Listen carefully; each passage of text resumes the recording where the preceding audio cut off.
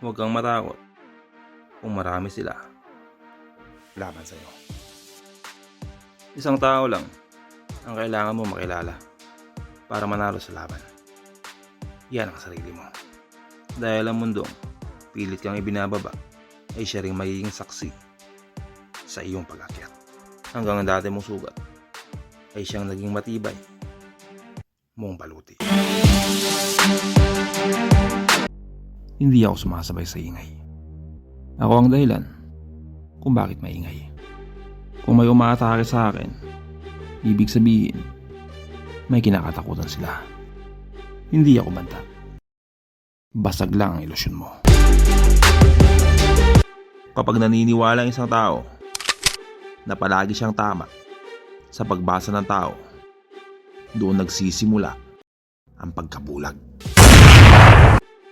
Huwag kang magbigay ng payo sa taong hindi ka hinihingian.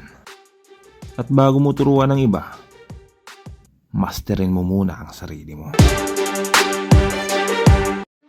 Hindi mo hinahanap ang sarili mo.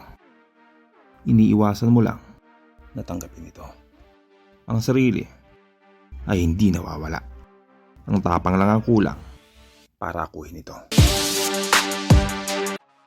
Hindi mo kayang durugin ang taong natuto ng buuin ang kanyang sarili mula sa sarili niyang abo.